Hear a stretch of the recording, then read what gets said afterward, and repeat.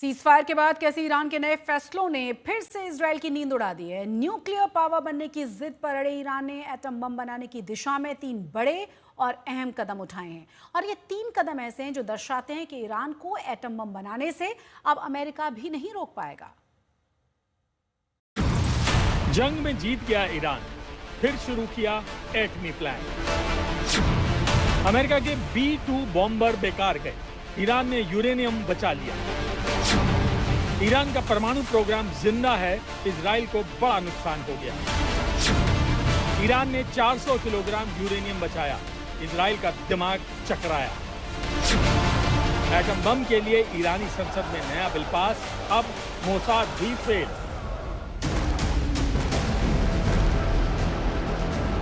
Iran और Israel के बीच छिड़ी पूरी जंग न्यूक्लियर पावर बनने और न्यूक्लियर पावर बनने से रोकने के लिए।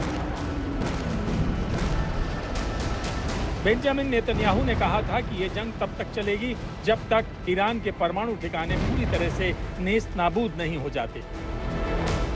इजराइल ने ईरान पर 200 फाइटर्स भेजकर इस जंग को छेड़ा और ईरान की बैलिस्टिक मिसाइलों को झेला। 12 दिन की जंग के बाद भी ईरान वहीं के वहीं खड़ा है, क्योंकि ईरान फिर से दावा कर रहा है वो अपना एटमी प्रोग्राम दोबारा शुरू करने जा रहा है।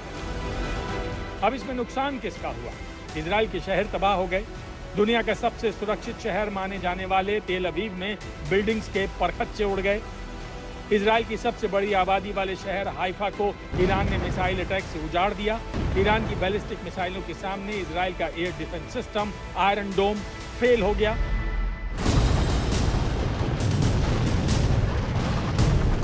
और ईरान को क्या नुकसान हुआ? इजरायली हमलों में उसके परमाणु वैज्ञानिक मारे गए। अमेरिका ने बंकर बस्टर बम मारे और ईरान की 3 न्यूक्लियर साइट्स नातांज, फोर्डो और इस्फहान को तबाह करने का दावा किया।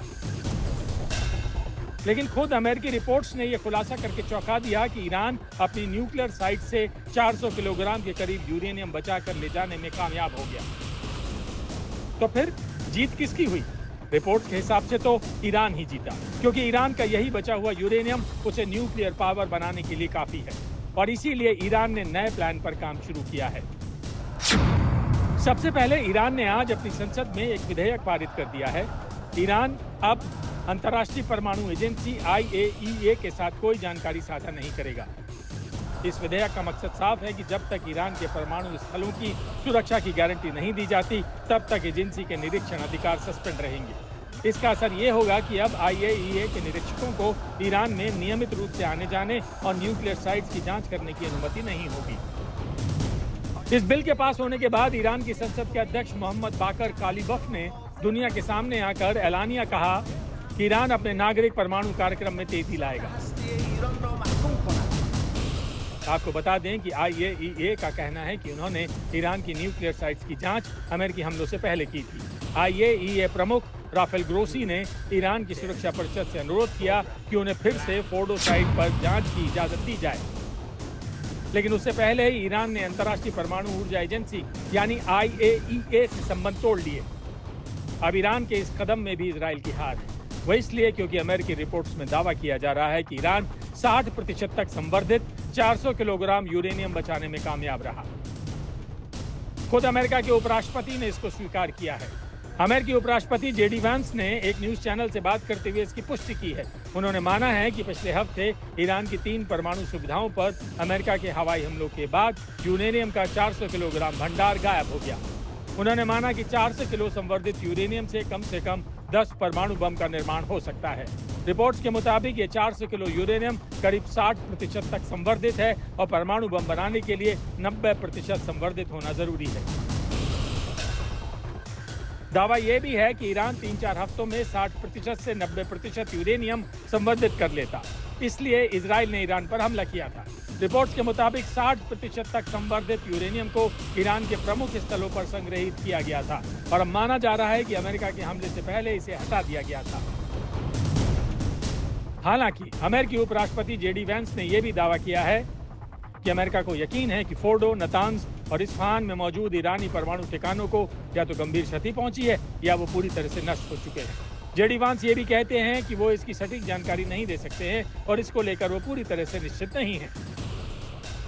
जेडी वैंस ने कहा है कि ईरानी परमाणु स्थलों पर अमेरिकी हमलों के बाद गायब हुए 400 किलोग्राम अत्यधिक संवर्धित यूरेनियम के संबंध में अमेरिका आने वाले हफ्तों में ईरान के साथ बातचीत करेगा। अमेरिकी हमलों से पहले ली गई सैटेलाइट तस्वीरों में फोर्डो परमाणु सुविधा के बाहर 16 ट्रकों का काफिला दिखाई दिया था।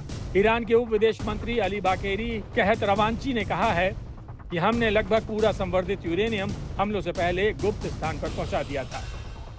इस बयान ने दुनिया भर में हलचल मचा दी है। क्या ईरान को हमलों की भनक पहले से थी? अगर हाँ, तो क्या ये यूरेनियम ईरान के अंदर किसी बंकर में छिपा है? क्योंकि ईरान के पास पहले से ही कई अघोषित भूमिगत ठिकाने हैं। हालांकि एक्सपर्ट्स का मानना है कि अमेरिकी हमलों के बाद ईरान को बचे हुए यूरेनियम को 90% तक संवर्धित करने में वक्त लगेगा, क्योंकि ईरान के पास अब वो क्षमता नहीं बची है। लेकिन ईरान ने जिस तरह से यूरेनियम को बचाया है और कहीं गुप्त ठिकाने पर छुपाया है, वो इजराइल और अमेरिका दोनों के लिए सिरदर्द जरूर बन गया है। इसीलिए इजराइल ने ईरान के अंदर फिर से अपने जासूसों को यूरेनियम का पता लगाने के लिए छोड़ा है। मोसाद ईरान में अपने नेटवर्क को बनाए रखने और विस्तार देने की कोशिश कर रहा है, खासकर ऐसे वक्त में जब तेहरान में मोसाद एजेंटों की गिरफ्तारियां हुई हैं। मोसाद की चिंता अपने संपर्कों को सुरक्षित रखने की भी है और इस मकसद से वो ईरान में एक्शन कर रही एजेंसियों की जानकारी जुटा रहा है। लेकिन इस दफा ईरान भी सबसे ज्यादा मोसाद के जासूसों पर ही नजर रख रहा है। हर दिन ईरान मोसाद के 5 जासूसों को सजाए मौत सुना रहा है। अब तक 300 लोगों को सजा दी जा चुकी है, जबकि हाल ही में 3 जासूसों को फांसी भी दी गई है। आज तक ब्यूरो।